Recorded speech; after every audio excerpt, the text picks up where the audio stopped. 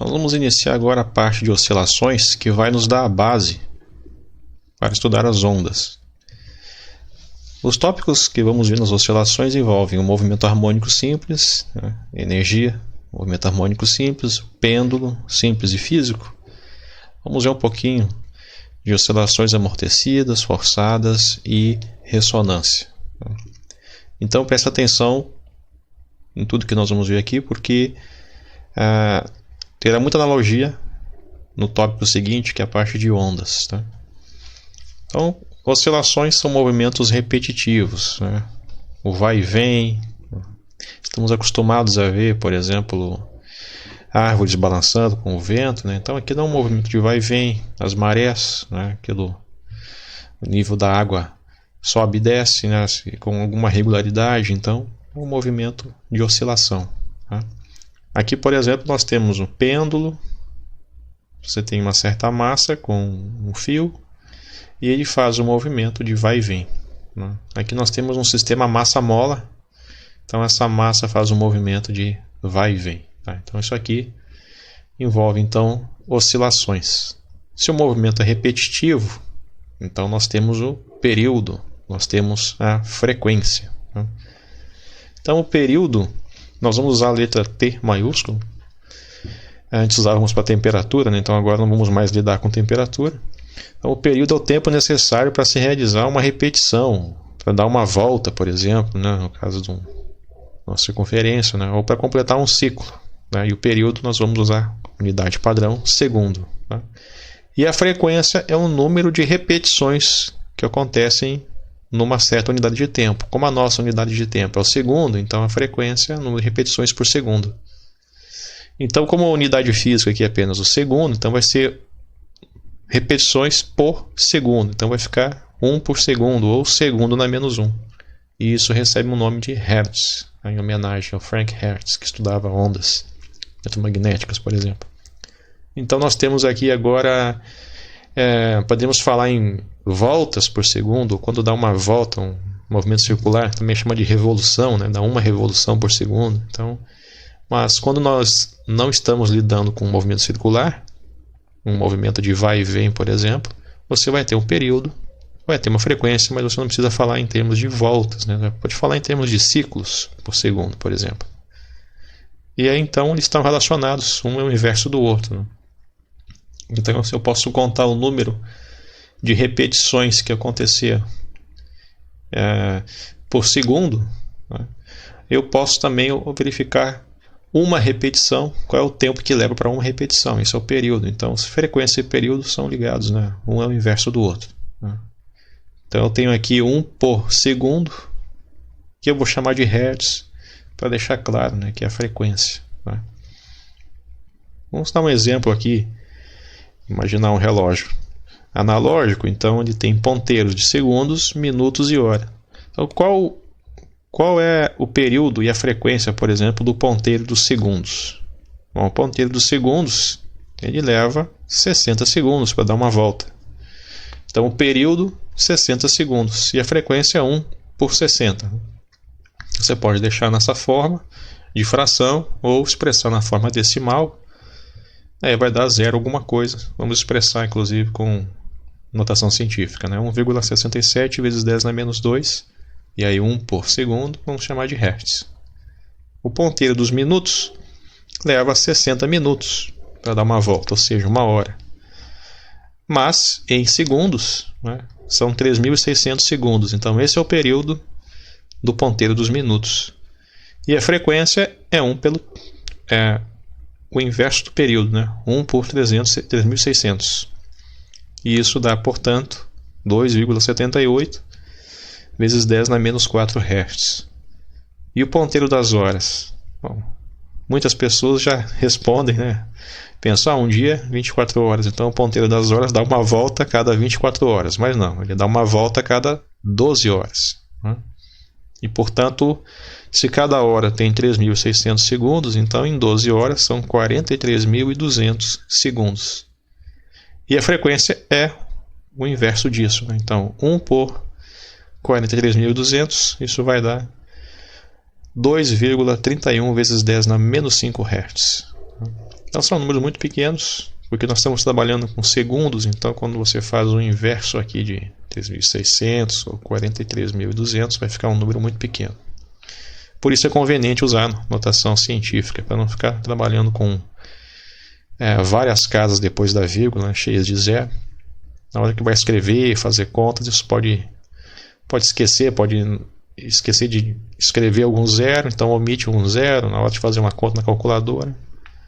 Isso é complicado, né? Pode errar em uma, duas ordens de grandeza uma conta. O movimento circular uniforme, lembrando lá da física 1, nós temos um objeto, uma certa massa, descrevendo um movimento com a velocidade em módulo, né? O módulo da velocidade constante, porém o vetor velocidade varia a sua direção constantemente, tá? Então nós precisamos ter cuidado. Nós podemos ter aqui, portanto, um raio, pode-se usar a letra maiúscula, né? Um R maiúsculo, um R minúsculo, mas nós temos um certo raio e esse objeto descreve, então, uma certa distância. Nós podemos medir em ângulos ou podemos medir a distância em metros aqui, né? E aí nós podemos calcular então a velocidade. Então nós temos um módulo do vetor velocidade é constante, porém o vetor muda a sua direção constantemente. Então é um movimento acelerado, só que tem que lembrar, né? O vetor velocidade ele é sempre tangente à órbita, é tangente à trajetória, e a aceleração centrípeta ela é perpendicular ao vetor velocidade. Então essa aceleração centrípeta apenas modifica a direção do vetor, não altera a intensidade. Então, pelo fato da intensidade ser constante, então é um movimento circular uniforme, tá? Ele é acelerado, porém a aceleração altera apenas a direção do vetor, né? Se o movimento tiver aceleração linear aqui, aí ela vai alterar a intensidade da velocidade, tá? Se nós pegarmos então uma certa distância percorrida, por exemplo, a distância entre esse ponto e este, dividir pelo tempo que levou para percorrer essa distância, vai nos dar a velocidade. Ou nós podemos pegar o comprimento da circunferência, que é 2π vezes o raio, e dar uma volta em um período, né? O tempo que leva para dar uma volta é o período. Então nós vamos ter 2π vezes o raio dividido pelo período. Isso vai nos dar a velocidade. Então, conhecendo o raio, basta apenas medir o tempo que leva para dar uma volta, podemos calcular a velocidade. Ou, conhecendo a velocidade e o raio, já podemos obter o período. E uma vez conhecido o período, podemos calcular a frequência, que é o inverso do período, por exemplo. Nós podemos também trabalhar com ângulos. Então podemos pegar um certo ângulo percorrido num certo intervalo de tempo, isso vai nos dar a velocidade angular, tá? E aí nós temos que um ângulo, por exemplo, em radiano, né? Se você percorrer uma volta completa, você vai percorrer 360 graus ou 2π radianos, né? Dando uma volta 2π radianos pelo período, isso nos dá a velocidade angular. E como o período é o inverso da frequência, então eu posso calcular a velocidade angular usando a frequência, né? 2π vezes a frequência, tá? Então o período é em segundos e o 2π carrega, vamos dizer assim, o radiano. Então fica radianos por segundo, tá? Unidade para velocidade angular. Nós podemos diferenciar da velocidade linear, que é metros por segundo. Nós podemos calcular, então, a velocidade linear através da velocidade angular e o raio, porque nós podemos verificar aqui, por exemplo, que nós temos 2π pelo período e 2π pelo período é a velocidade angular, ou seja, V é igual a ômega R, certo? Só tem que tomar cuidado porque o radiano, né, não é uma unidade física aqui. Então você vai ter o metro aqui e o segundo por segundo da velocidade angular, tá? Se você percorre um certo intervalo, né, aqui, um certo intervalo de tempo, você percorre de um ângulo inicial para um ângulo final. Então você tem um delta θ pelo tempo, né? Se o teu tempo zero for, o T0 for zero, Tá? Então você vai ter então um Δθ pelo tempo. Ou seja, θ igual a ômega t mais θ0. E aí você vai ter esse θ0 pode ser escrito como sendo, né, o seu ângulo inicial, ou às vezes aparece uma outra letra, certo? É o seu ponto inicial. Se você for fazer, né, usando diferenciais, né, aí você vai ter então dθ dt. Esse vai ser a sua velocidade angular. E se a sua velocidade, se nós tivermos uma aceleração, né, tangencial aqui, nós vamos ter, portanto, a variação dessa velocidade no tempo. Aí nós vamos ter uma aceleração angular, certo? Com relação a radianos, é que tem que lembrar, né? Se nós tivermos uma circunferência com um certo raio, um arco de círculo do tamanho do raio significa que essa abertura aqui angular é 1 radiano. Tá? Então é conveniente usar radianos. Quem está acostumado com grau, 1 radiano é em torno de 57,3 graus. Né? Então, se nós tivermos uma certa distância percorrida aqui, diferente de um raio, por exemplo, uma certa distância qualquer, basta conhecer o raio e multiplicar pelo ângulo, estando o ângulo em radianos. Tá? Então, se você percorre, por exemplo, daqui para cá, você pode calcular essa distância percorrida aqui, conhecendo este raio até aqui, e multiplica pelo ângulo. Essa abertura, por exemplo, é a mesma, né? Basta prolongar estas retas, a abertura angular é a mesma. Então, você pode percorrer deste ponto, a partir daqui, né, medindo com este ponto, esta distância aqui, você vai calcular esta distância conhecendo o raio e o ângulo em radianos. Então, se você pode calcular o ângulo por esta distância pelo raio. Como isto aqui é em metro, isto aqui é em metro, então este ângulo fica, na verdade, adimensional. Nós usamos radiano para dizer que estamos nos referindo a ângulo, mas muitas vezes aparece, às vezes, apenas o número. Né? Aí tem que estar consciente de que se refere a um ângulo e se refere em radiano justamente por causa desta definição. Tá? Então, é conveniente trabalhar em radiano um movimento circular. Nós temos aqui um sistema massa-mola. Se lembrar lá da lei de Hooke, né, em Física 1, uma mola num certo intervalo, né, você pode puxar a mola e ela volta.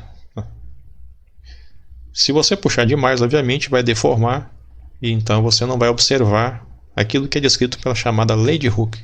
Né? Você tem uma proporcionalidade entre a distância. Se você começar a medir o seu x0 a partir do zero, né, então seu ΔX pode chamar apenas de x. Né? E é uma proporcionalidade entre a força que a mola aplica aqui nessa massa. Você pode, então, por exemplo, colocar uma massa aqui. Essa massa tem um certo peso. Né? Então ele vai estender a mola até um certo limite onde o sistema fica estático. Quer dizer que a mola está suspendendo o peso. Né? Se você colocar, dobrar o peso, você vai dobrar a distância até um certo limite, né? Então você tem uma constante de proporcionalidade, que é a constante elástica da mola. Vai caracterizar a mola, uma mola que obedece, né, à lei de Hooke, né? Ou seja, uma mola descrita por esta equação. Tá? Nem todo um sistema de molas pode ser descrito por essa equação. E a mola que é descrita por essa equação, ela é descrita dentro de um certo intervalo. Se puxar demais, né, deforma a mola, ela não volta mais. Tá? Então, quando nos referimos à lei de Hooke, é no intervalo onde esta equação funciona. Né? E você tem aqui x elevado a 1, portanto é uma relação linear entre força e posição, ou o quanto que está distendida a mola. Esse sinal de menos, ele se refere a uma força restauradora, porque veja, a força, o peso, né, deste objeto está, por exemplo, para baixo. A força que a mola aplica está no sentido oposto. Então, se você tem aqui uma régua onde o seu x é positivo para baixo, né, para você medir o quanto que está distendendo a mola, então significa que a força que a mola aplica está contrária.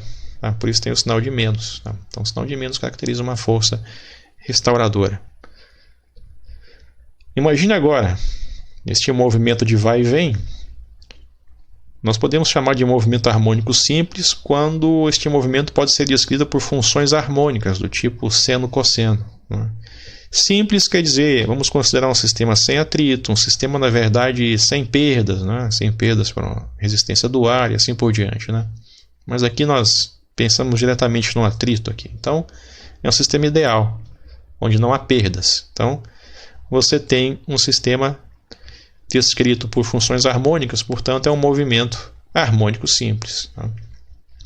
E este movimento de vai e vem tem, portanto, um certo período, uma certa frequência. Quando esta mola está na posição de equilíbrio, ou seja, ela não está distendida, não está comprimida, né, a força, e portanto você tem um ΔX zero, né? Então a força que a mola aplica é zero, está na posição, né, de equilíbrio. Você pode puxar essa massa até um certo limite, soltar, e aí, portanto, a mola, né, vai aplicar uma certa força, vai tender a restaurar a posição em que estava, né? Só que por inércia essa massa continua se movimentando. E aí começa a comprimir a mola. Então, fora da posição de equilíbrio, temos essa equação. Quando o x aqui é positivo, né, você está estendendo a mola, a força que a mola aplica no bloco está em sentido oposto, por causa do sinal de menos, né? Quando você comprime a mola, empurra esse bloco para cá, a mola vai aplicar uma força contrária. Então, quando está no x negativo, com esse sinal de menos, a força que a mola aplica fica positiva, ou seja, está na direção contrária, tendendo a restaurar a posição do bloco, fazer o bloco ir para o centro. Obviamente, se você puxar o bloco até um limite aqui e soltar, a força que a mola aplica, ela é proporcional à distância, né? Vai fazer o bloco se movimentar. Se o sistema está sem atrito, obviamente, por inércia ele vai seguir, sem perder, sem dissipar o seu movimento, vai passar por aqui e agora, passando da posição de equilíbrio, né, para esta parte, a mola aplica uma força contrária, então começa a desacelerar o bloco até ele parar, e aí a força aqui, ela tem um módulo, né, a força é máxima aqui nas extremidades, a força é máxima aqui, em módulo e está no sentido de x positivo. Então vai empurrar o bloco novamente para o outro lado. Por inércia ele vai passar por aqui. Quando chegar nesse setor de x positivo, a força passa a ser negativa, ou seja, a mola tende a puxar. Então vai desacelerar o bloco até ele parar e, portanto, se não tem dissipação, ele fica indefinidamente fazendo esse movimento de vai e vem. Então nós temos aqui a lei de Hooke. E lembrando que a força resultante, né, pela segunda lei de Newton, quando a massa é constante, a força resultante é ma. Então, se temos aqui uma velocidade variável, porque ele precisa parar para mudar a velocidade, inverter a direção, inverter o sentido, então nós temos uma aceleração. E a aceleração também varia, porque se a força a qual este bloco está sujeito varia com a distância, né, a aceleração varia também com a posição, com a distância a partir do ponto de equilíbrio. Nós podemos juntar então essas duas equações, né? Esta força resultante é ma, e vamos ter, portanto, que a aceleração ela é linearmente, né, relacionada com a posição. E tem uma constante aqui, proveniente, né, destas duas constantes. Nós podemos dizer que o K, a constante elástica da mola, é a parte elástica do sistema, e o m é a parte inercial do sistema, a massa deste bloco, né? Então nós temos uma constante elástica e uma constante inercial. Podemos agora relacionar no movimento circular uniforme com o movimento harmônico simples da seguinte maneira, né? Imagine aqui um disco que está girando com um pino. Então, fazendo um movimento circular uniforme, né, com velocidade em módulo constante. E nós temos aqui, portanto, luzes e uma tela que projeta a sombra, né, por exemplo, deste pino. Então, enquanto aqui o pino faz um movimento circular, a sombra do pino vai fazer um vai e vem, né, da seguinte forma. Então, nós temos um movimento circular e este vai e vem é um movimento harmônico simples, né? Dessa forma, deve ter uma conexão entre o movimento circular uniforme e o movimento harmônico simples. Nós podemos, então, utilizar equações conhecidas, por exemplo, do movimento circular uniforme para nos auxiliar a descrever sistemas que são descritos pelo movimento harmônico simples. Então nós temos aqui, por exemplo, o círculo trigonométrico.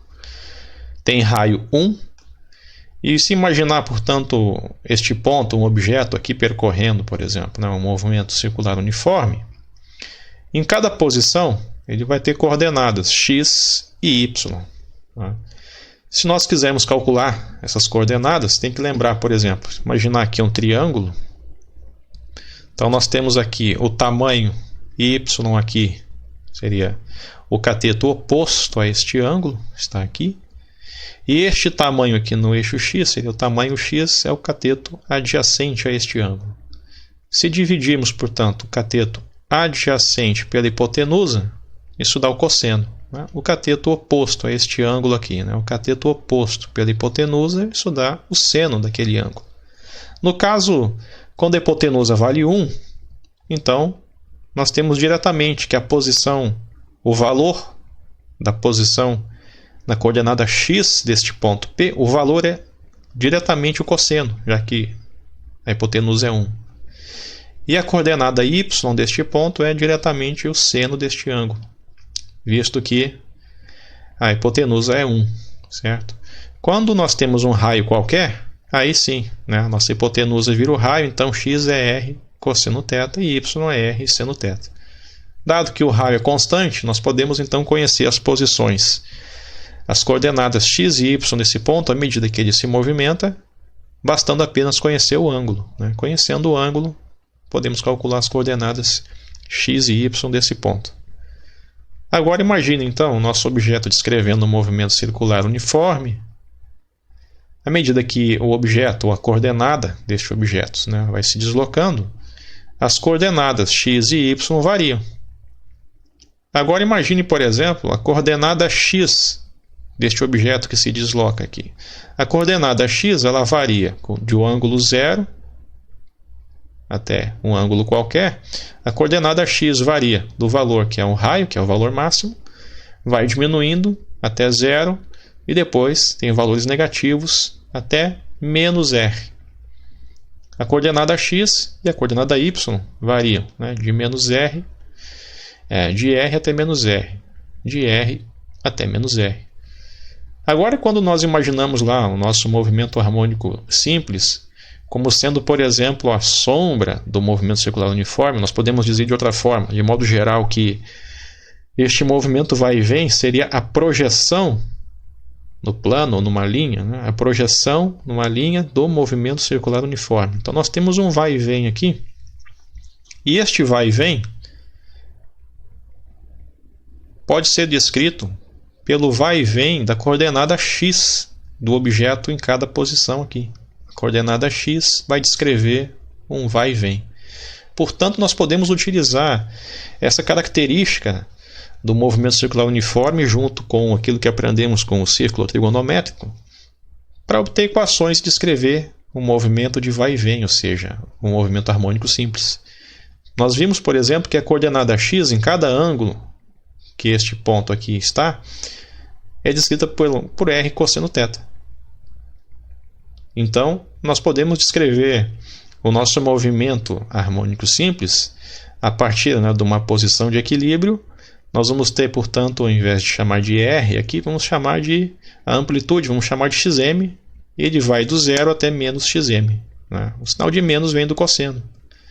Então, nós temos aqui agora o movimento harmônico simples, é uma projeção do MCU, e vamos utilizar então uma equação nesta forma. Vamos pegar uma projeção do movimento deste objeto no eixo x, por exemplo. Nós podemos fazer algo análogo no eixo y. Imagine, por exemplo, esta mola. Você puxa a mola até um limite e solta, o sistema vai ficar oscilando. Essa oscilação no eixo y, por exemplo, é equivalente às coordenadas do eixo y aqui deste objeto, descrevendo o movimento circular uniforme. Então você tem um vai e vem das coordenadas desse ponto no eixo y. E se nós fizermos isso em função do tempo, temos aqui então uma função harmônica. Por isso podemos chamar de movimento harmônico simples, certo? Então vamos juntar agora aquilo que conhecemos do movimento circular uniforme para obter equações a fim de descrever e poder quantificar, né, as observações do movimento harmônico simples. Um dos exemplos do movimento harmônico simples que vamos usar é o sistema massa-mola, né, porque sabemos como descrevê-lo, né, sabemos a lei de Hooke, por exemplo. Então vamos utilizar a lei de Hooke junto com a segunda lei de Newton. Então chegamos a que a aceleração sofrida por esse bloco lá depende, né, das constantes elástica e inercial do sistema. E nós sabemos que um objeto descrevendo vai e vem aqui pode ser descrito, né, pela projeção x aqui do movimento circular uniforme. Então nós vamos utilizar uma equação deste tipo. E no movimento circular uniforme nós sabemos, né, que este ângulo vai ser descrito pela velocidade angular, né? Então vai ser um certo ângulo percorrido num certo tempo. Você tem então a velocidade angular. E se tiver um ângulo inicial, né, se você não partiu do zero, esse θ0 é zero. Então nós temos aqui uma velocidade angular. E agora, portanto, nós no movimento harmônico simples não vamos poder mais falar em termos de velocidade angular. Portanto, se temos aqui período e frequência, vamos calcular então este ômega e chamá-lo de frequência angular. Tá? Então, aqui no movimento circular uniforme, se pegarmos, por exemplo, 2π vezes a frequência, isso nos dá a velocidade angular. Tá?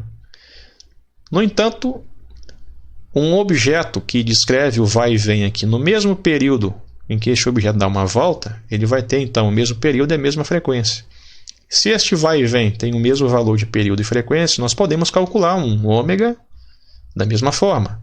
Só que não tem sentido chamar de velocidade angular. Portanto, vamos chamá-lo aqui, no movimento harmônico simples, vamos chamá-lo de frequência angular. Tá? Então, a diferença entre a frequência e a frequência angular vai ser meramente o valor 2π. Então, quando a pessoa falar, por exemplo, que a frequência é tal valor, ou acontece que aumentar a frequência ou diminuir a frequência e escrever a letra ômega, bom, ela está se referindo à frequência angular, mas basta lembrar que o que acontece com o ômega acontece com f, a menos, né, deste 2π. E, portanto, usando esta característica aqui, nós temos uma equação para descrever o movimento harmônico simples. Xm, então, é a amplitude que você mede, né, a partir da posição de equilíbrio. Tá? Ele vem tanto para cá quanto para cá. Tá? A amplitude é sempre um número positivo. No entanto, de acordo com a variação do argumento do cosseno, nós podemos ter então um valor negativo aqui multiplicado por esse número positivo, vai nos dar a posição. Tanto pode ser no local positivo quanto na parte negativa. Tá? Nós temos, portanto, agora uma equação para descrever a posição deste bloco variando, né, no tempo, né, de acordo com a sua frequência angular. Este ângulo aqui, por exemplo, funciona da seguinte forma. Se você puxar esse bloco até o limite aqui e soltar, e a partir daqui começar a marcar o tempo, ele vai percorrer então com o ângulo de fase no tempo zero, ele está na posição xm. Portanto, este ângulo é zero, no tempo zero, o cosseno de zero dá 1 e o x de zero é xm. Agora imagina que você puxa o bloco até a extremidade, solta, o bloco vai se deslocando e a partir de um certo instante você começa a marcar o seu cronômetro. Então o bloco vai descrever o movimento, né, entre essas duas extremidades. Só que no seu tempo inicial ele estava numa certa posição.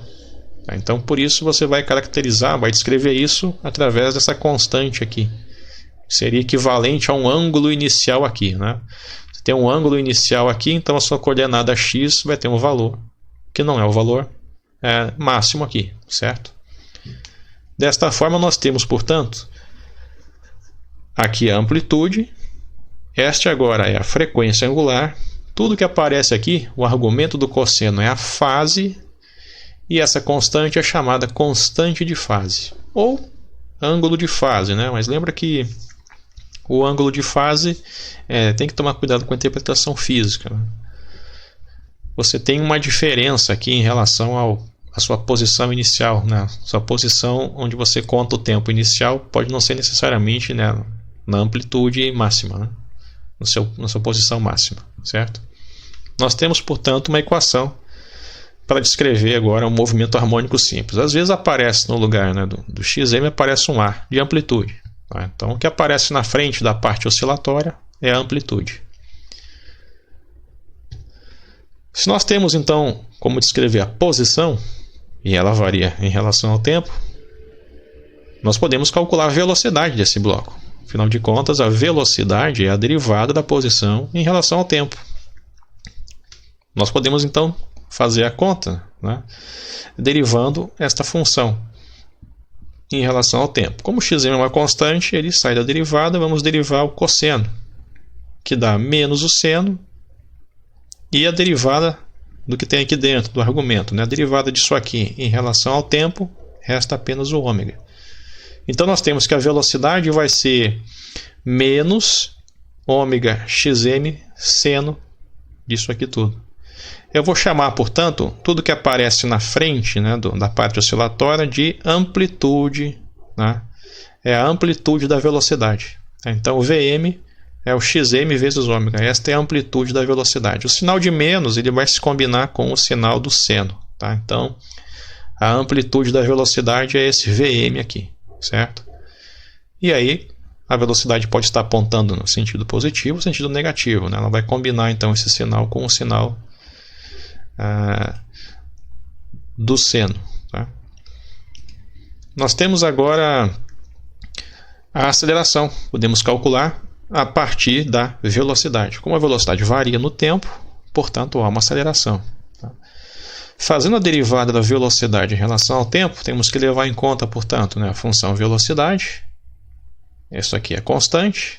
E a derivada do seno dá o cosseno. Não podemos esquecer desse sinal de menos, portanto, nós temos menos cosseno. E a derivada do que está aqui dentro em relação ao tempo vai resultar no ômega novamente.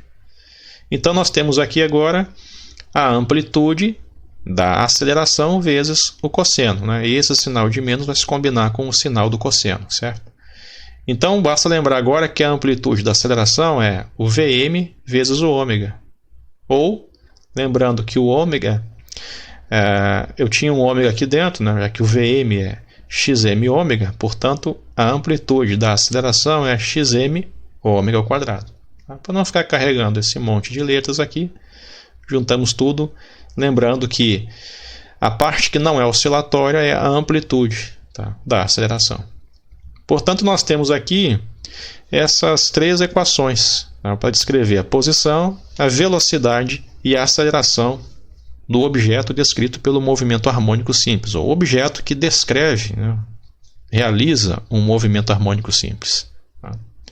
Nós temos, portanto, amplitude, nós temos frequência angular, e, portanto, a partir da frequência angular podemos calcular o período e a frequência, e pode haver um certo ângulo, né, uma constante de fase aqui. Né? Ela pode ser zero em alguns problemas, então é necessário tomar cuidado com isso. Se nós observarmos essas duas equações, você tem aqui um xm e um cosseno, aqui você tem um cosseno e dentro, né, da amplitude da aceleração você tem um xm também. Nós podemos fazer, então, uma relação aqui. Né? Abrindo a amplitude da aceleração, eu tenho xm cosseno, aqui eu tenho um xm e um cosseno, portanto, eu posso escrever a aceleração como sendo menos o ômega ao quadrado vezes a função x de t. Tá? Então, A é igual a menos ômega ao quadrado x de t.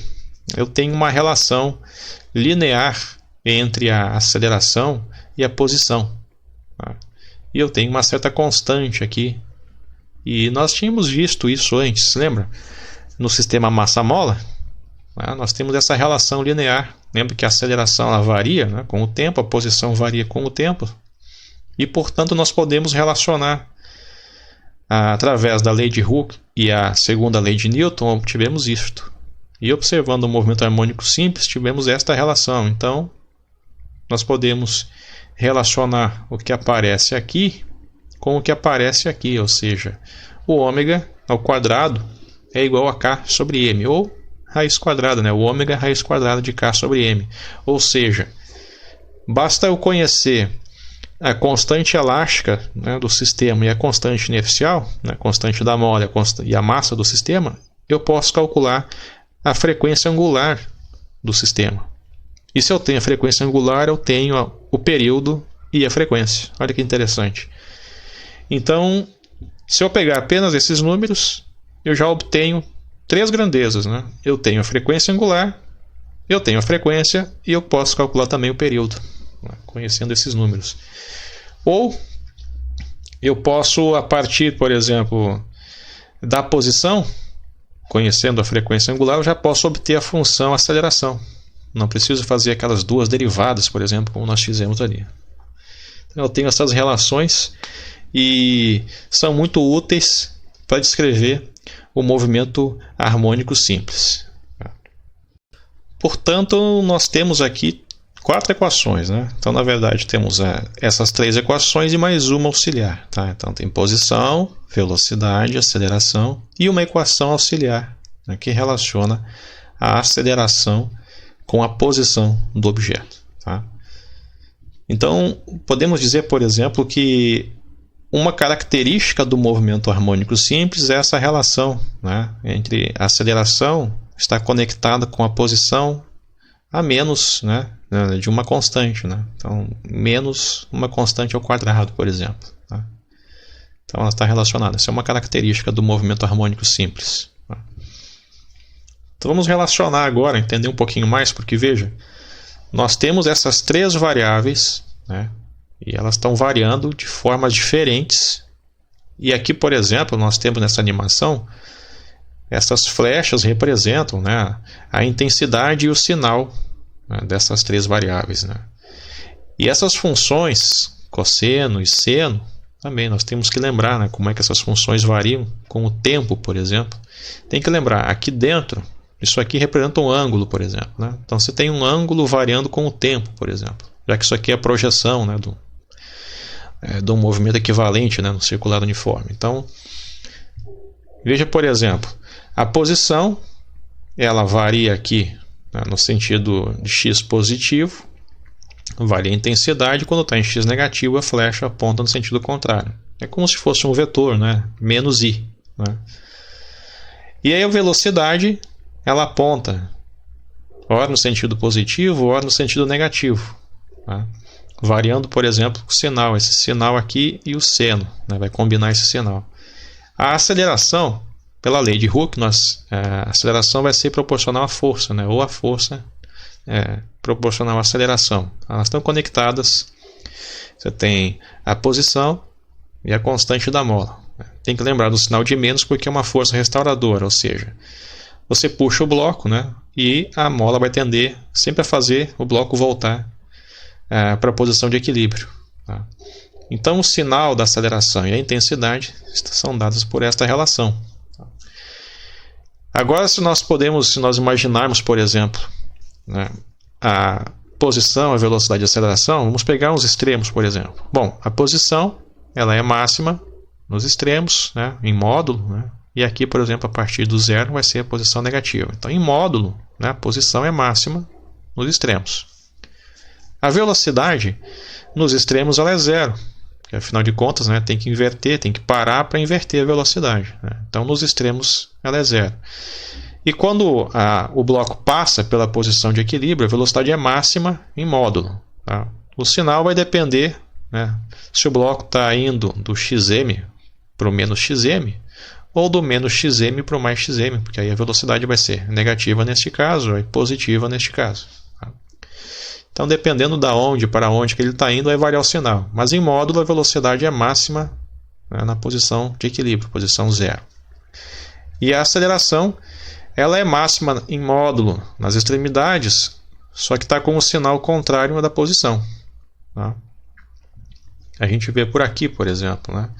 A flecha da aceleração é máxima, a flecha da posição é máxima, só que a aceleração e a posição estão em sinais contrários. Tá?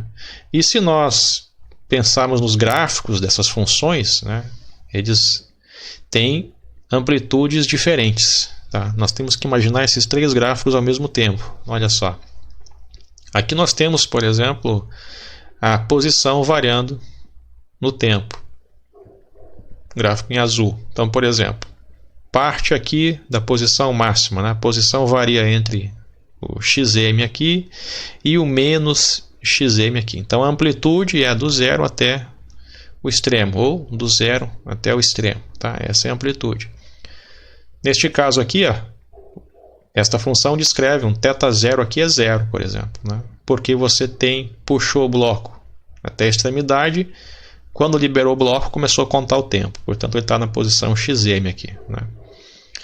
E aí você tem então, essas são meramente as funções, né? Nós vamos pegar o tempo, por exemplo, não vamos ter o tempo negativo, tá? Então este quadrante aqui, por exemplo, podemos desconsiderar. Essas aqui são meramente, né, são plotadas as funções seno e cosseno com amplitudes diferentes, tá? Para representar fisicamente o movimento do bloco, vamos desconsiderar a parte negativa, por exemplo. Então nós temos aqui em azul, representa a função posição, e em verde é a função velocidade. Ela tem uma intensidade diferente, tá? Quando você tem, né, imaginar a constante que zero, no tempo zero, o cosseno é 1, né? E o seno é zero, então ele parte do zero. E a velocidade, por exemplo, quando parte aqui, ó, ela já parte apontando para o x negativo. Então a velocidade está na parte negativa aqui. Chega até um extremo, né, em módulo da velocidade aqui é máximo, né, só que está na parte negativa. E depois, quando a posição, você tem o tempo nessa coordenada, né?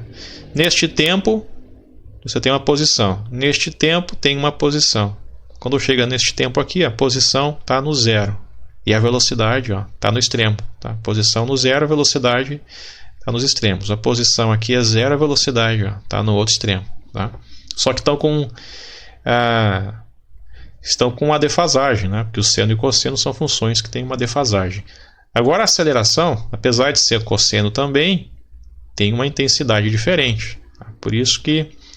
E o sinalzinho faz com que ela esteja defasada, por exemplo, de 180 graus. Então, quando a posição está no extremo positivo, a aceleração está no extremo negativo, né? Quando a posição passa pelo zero, a aceleração também é zero, né? Porque quando está na posição zero, no x, a mola está, né, na posição relaxada. Então, a força é zero, a aceleração é zero. Tá? Essas flechas foram desenhadas ao contrário, né? A flecha da aceleração, na verdade, deveria ser maior, só que não caberia aqui, né? Não ficaria bem o desenho. Tá? Depois, quando você tem a aceleração, está no extremo positivo, né? A posição está no extremo negativo.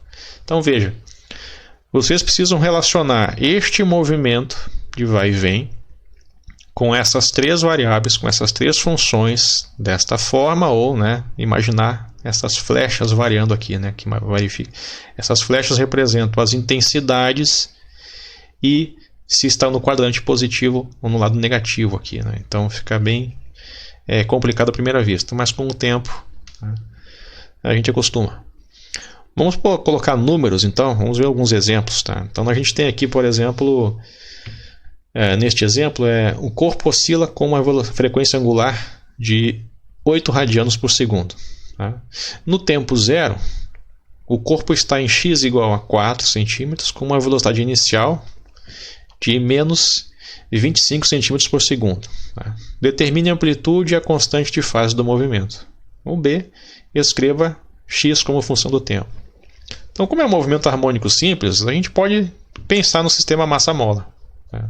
Pode não necessariamente ser um sistema massa-mola, tá? Mas nós podemos usar o sistema massa-mola para nos lembrarmos das equações, né? Nos lembrarmos, por exemplo, destes extremos aqui, essas relações. Tá? Então veja, em t igual a zero, a função x de zero, ou o x inicial, né, o x0, o v0 ou o v de zero, né, nós já temos aqui. Então nós temos essas informações. Né? x0 ou x de tempo zero, por exemplo, é 4 centímetros, é 0,040 metros. Velocidade inicial, né, menos 0,25 metros por segundo, já estou passando para o SI.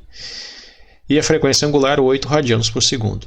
Se nós temos a frequência angular, nós já podemos calcular o período e a frequência, né, do sistema.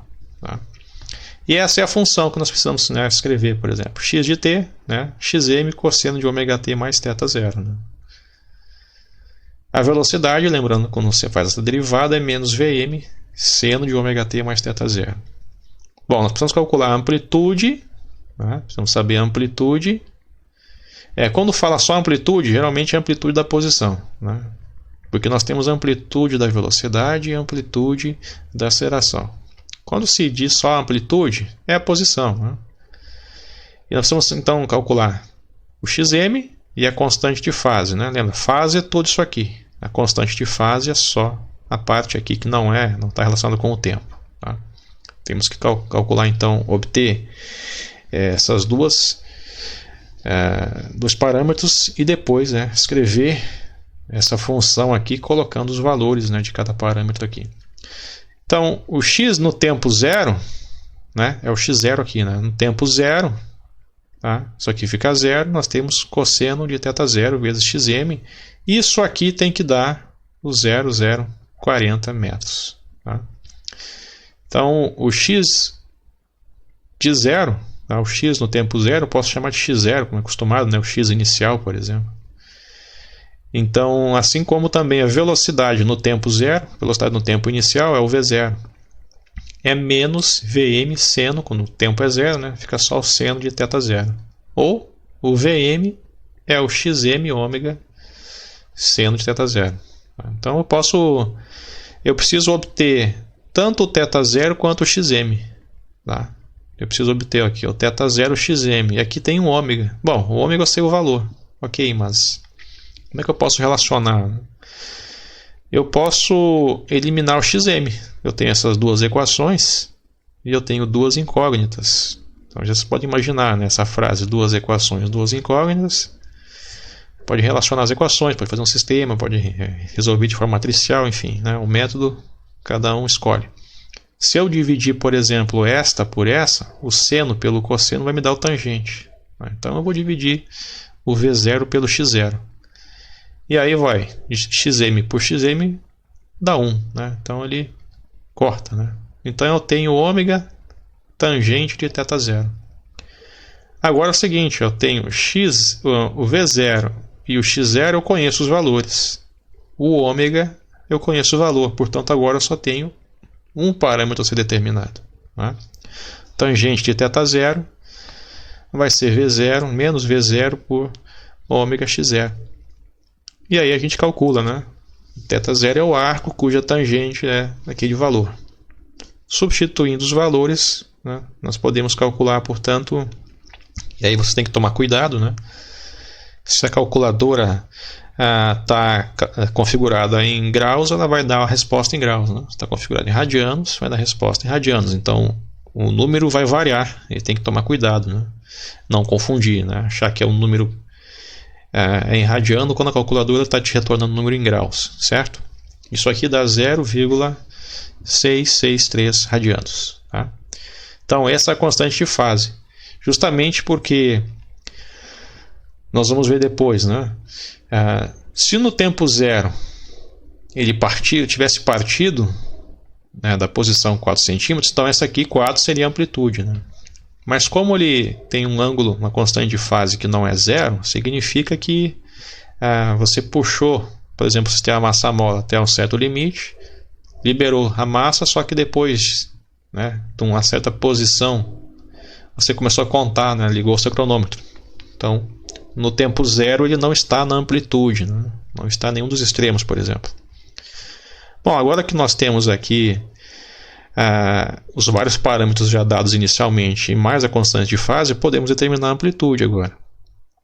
Nós temos essa equação e nós sabemos, por exemplo, que para o tempo zero, né, isso aqui vai ficar zero, então vai ficar só o cosseno de θ. Então o xm é o x de zero por cosseno de θ.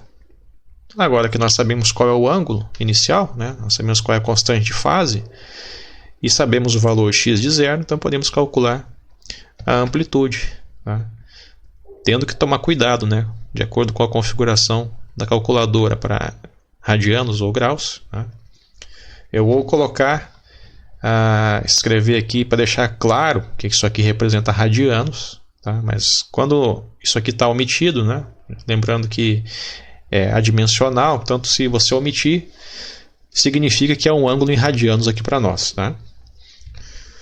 E isso dá 5,1 centímetros, certo?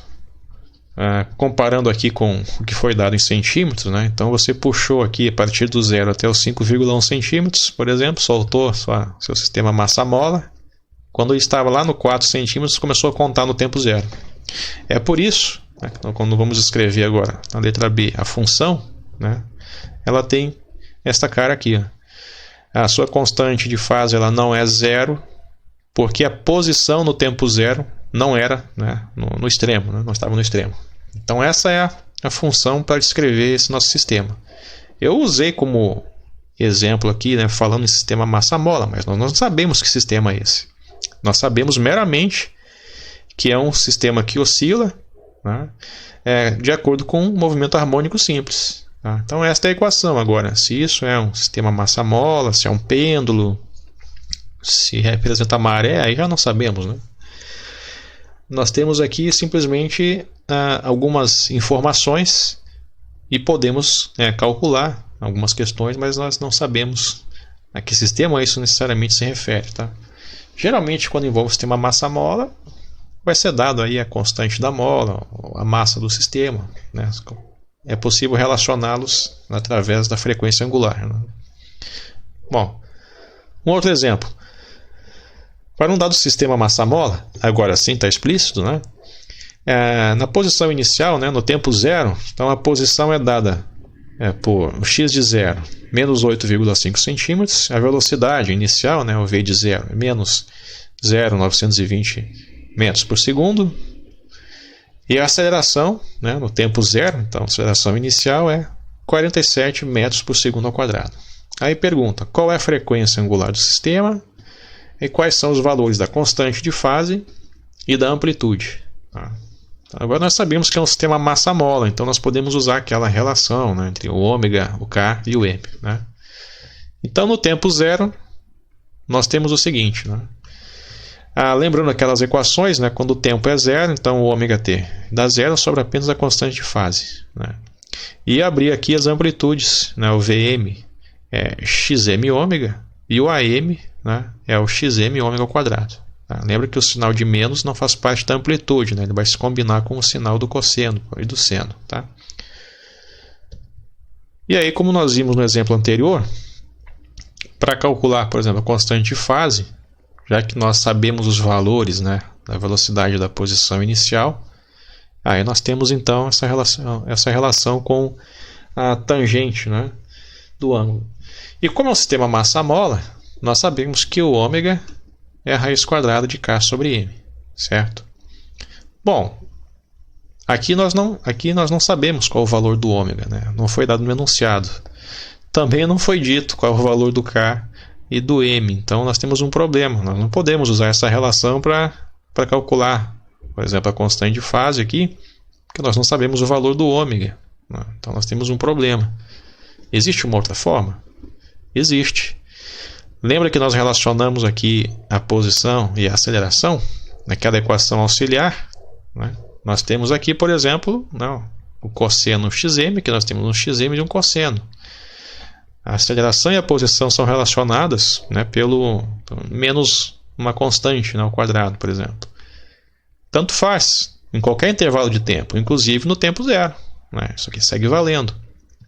Então, o ômega vai ser a raiz quadrada de menos a de zero, x de zero. Bom, tem o sinal de menos.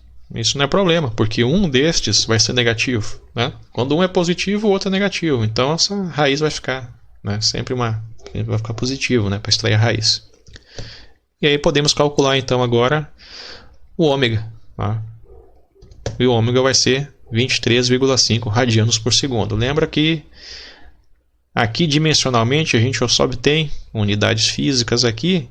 É 1 sobre segundo ao quadrado. Quando eu tiro a raiz, fica 1 sobre segundo. Tá? O radiano, lembra que é algo adimensional. Então, ele aparece, por exemplo, quando você faz 2π pelo período. Né? Lembra que o 2π como se carregasse o radiano. Tá?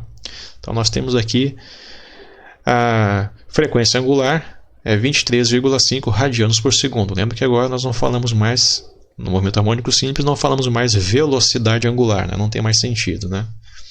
Nós temos uma velocidade linear agora. Agora podemos, então, conhecendo o ômega, podemos utilizar aquilo que calculamos no exemplo anterior para determinar agora, então, a constante de fase. Nós já sabemos a frequência angular, que era o que pedia na letra A, então agora podemos partir para a letra B. E quando vamos calcular, então, a constante de fase, a gente pode calcular, por exemplo, o tangente desse ângulo, vai nos resultar em menos 0,4606. Tá? E aí, quando vai calcular o ângulo, né, o arco cuja tangente deste valor vai nos resultar em menos 0,4316. Tá? Isso em radianos, sempre bom lembrar. Tá? Se você não escrever nada aqui, é porque é em radianos, certo? Bom, isso equivale a menos 24,73 graus, para quem está acostumado a lidar com graus, certo? Agora, vamos calcular a amplitude. Né? Nós sabemos a equação, né, que é o x de t é igual a xm cosseno de ômega t mais θ zero. E quando o tempo é inicial, então vai ficar x de zero é xm vezes cosseno de θ zero. Portanto, para eu achar o xm, né, eu faço desta forma. E aí, portanto, o x de zero já foi dado no enunciado. Vou calcular aqui a amplitude e... Opa! Deu um valor negativo. A amplitude não pode ser negativa. Né? O sinal que aparece, depende da parte oscilante. Então, nós temos um problema aqui. Erramos a conta em algum momento. Aí nós precisamos estar conscientes do seguinte. A função tangente, porque nós temos aqui a tangente, não é? A função tangente é dada da seguinte forma. Então, eu tenho um certo valor aqui, por exemplo, do argumento, né, da tangente. Este valor vai me resultar aqui, né, num certo valor da tangente, da função. No entanto, eu posso ter um outro valor aqui, dado da seguinte forma. Um outro valor que me resulta no mesmo valor da tangente. Então, eu preciso tomar cuidado com isso, né? Que é uma função periódica também, né? Eu preciso tomar cuidado com isso. Então, quando nós calculamos aqui aquele ângulo, tá? Um certo valor em radianos, eu vou colocar agora em graus para facilitar, né, a visualização aqui. Ó. Nós temos um círculo trigonométrico, então este ângulo aqui de menos 24,73 graus está aqui. Este ponto tem coordenadas, né, x e y. Só um círculo trigonométrico, por exemplo, o raio 1. Então aqui eu tenho diretamente o cosseno e aqui eu tenho o seno. Eu posso ter, se eu prolongar essa reta, tá, eu tenho pontos aqui análogos. Tá? Em módulo vai ser o mesmo valor, tá? Só vai mudar então o sinal. Tá? Então são pontos equivalentes, né? A parte complementar. E eu tenho um ângulo aqui que é de 155,27 graus. Tá? Então, na verdade, este é o ângulo que as calculadoras, né, me dão como resposta. Na verdade, eu tenho duas possibilidades de resposta. As calculadoras me dão, algumas calculadoras, né, a maioria geralmente me dá aqui esse primeiro ângulo aqui. Tá? Outras calculadoras, né, um pouco mais elaboradas, podem nos dar aqui esses dois ângulos, por exemplo. Basta observar, por exemplo, se eu calcular o seno, né, tomando como este ângulo, que é a minha primeira resposta que a calculadora me retornou, o seno deste ângulo, agora calculando em graus, tá, vai me dar este valor. O cosseno, tá, deste ângulo me dá este valor. E a tangente é o que nós tínhamos inicialmente, afinal de contas foi deste valor que calculamos o ângulo, certo? No entanto, se eu prolongar então esta reta aqui até chegar neste ponto e pegar este ângulo e fazer a mesma coisa, olha só, o seno deste ângulo aqui, tá, é justamente a coordenada y, né, esse tamanho aqui, ó, este tamanho aqui. O seno de 155,27 graus dá o mesmo valor em módulo, tá? E o cosseno também está equivalente. E quando eu calculo a tangente, obviamente tem que dar o mesmo valor. Ou seja, para este valor de tangente, eu tenho dois ângulos possíveis, por exemplo. Tá? E aqui eu tenho em módulo os mesmos valores, só que quando um é positivo, né, o outro é negativo. Tá? É por isso, então, que nós temos que tomar cuidado, porque na hora que formos calcular, né, a amplitude, a gente tem o cosseno do ângulo. Então você vê, ó, tem um que vai me dar um valor positivo, um que me dá o valor negativo. Tá? Então agora, diante dessa informação, nós fizemos com aquele ângulo anterior, deu uma amplitude negativa. Vamos tentar com esse agora. Só que como a gente trabalha em radianos, né, obviamente, vamos calcular então, também pode calcular em radianos, se essa calculadora estava em radianos, não precisa mudar. Tá? Pode colocar esse valor. E agora, né, com a posição inicial, ele partiu do negativo, mas o cosseno deste ângulo também é negativo, agora a gente tem uma amplitude positiva. Agora sim, conseguimos chegar na resposta correta. Tá? Então, tem que tomar cuidado. Se você calculou uma amplitude negativa, tá? Tem algum outro ângulo aqui que eu tenho que levar em conta. Tá? Colocando em centímetros para comparar com o que foi dado no enunciado. Tá? Então a amplitude é 9,36 centímetros. Então você percebe que no tempo zero, você pode ter colocado, por exemplo, seu sistema massa-mola lá no menos 9,36, por exemplo, e liberou a massa. Quando chegou no menos 8,5, né, você começou a contar o tempo, né? Acionou o cronômetro, por exemplo. Né? Isso é uma possibilidade. E aqui então nós temos a equação. Não foi solicitado, mas está aqui a equação para descrever este sistema. Né? Isso aqui está em radianos. Tá? Eu só fiz a conta para mostrar aqui em graus, mas vamos trabalhar sempre em radianos. Tá? Então eu tenho a frequência angular, aqui eu tenho a constante de fase, tá? E a amplitude. Eu coloquei no SI. Tá? Se eu colocasse isso aqui em centímetros, aí teria que lembrar que o x está sempre em centímetros. Tá? Então essa é a equação que descreve o movimento deste sistema massa-mola, né, com as características apontadas. Vamos fazer só mais um exemplo para encerrar essa parte. Nós temos aqui um bloco de 2 kg. Até agora não havia sido dada massa, né, de nenhum bloco. Né?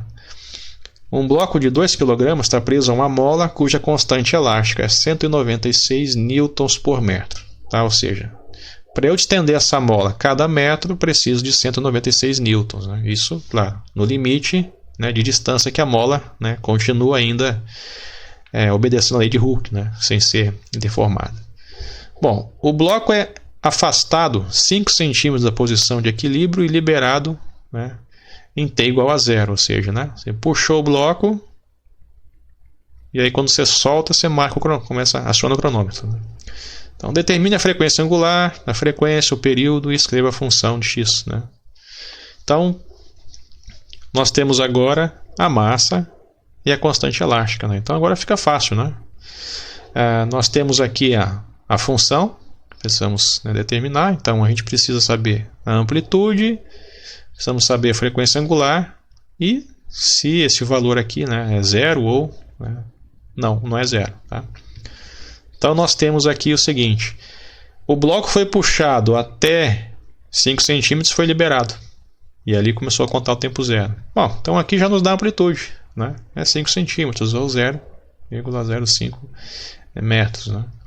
E como você então liberou ele, né, desse ponto e começou a contar o tempo, então obviamente o θ0 neste caso aqui é zero mesmo.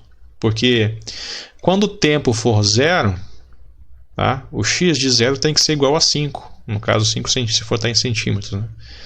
Portanto, isso aqui tem que dar zero para que o cosseno de zero dê 1 e o x de zero seja igual ao xm. Tá? Vamos calcular aqui a frequência angular. Agora ficou fácil porque temos a massa e a constante elástica. Né? E a partir da frequência angular, né, podemos obter aqui o período e a frequência. Tá? Então aqui a frequência angular é 9,9 radianos por segundo. E uma vez que eu conheço, portanto, a frequência angular, o período é 2π sobre ômega e a frequência é ômega, né, sobre 2π. Tá? Então você vai calcular a frequência em torno de 1,58 Hz. Tá? Você tem que lembrar que o 2π, por exemplo, carrega o radiano, por exemplo. Né? Isso aqui na verdade é adimensional, mas como se fosse cortar o radiano do 2π com o radiano do ômega. É por isso que sobra 1 por segundo, que é o Hertz. Tá? Tendo a frequência, eu posso calcular. Eu posso fazer, né, o período 1 por f, né, ou eu posso pegar o ômega, né, 2π por ômega. Então, você escolhe o caminho. Vai dar 0,634 segundos. Tá? Ou 684 milissegundos. Letra B. Então, agora temos os parâmetros determinados, podemos calcular. Podemos expressar agora, né, x como função do tempo. Tá? Então, aqui eu vou colocar aqui no SI. Então, 0,05 cosseno de 9,9t. Já que o θ0 é 0. Tá? Então, no tempo 0, isso aqui dá 0, cosseno de 0 é 1, e o x de 0 é a amplitude. Tá? Ali começa no xm.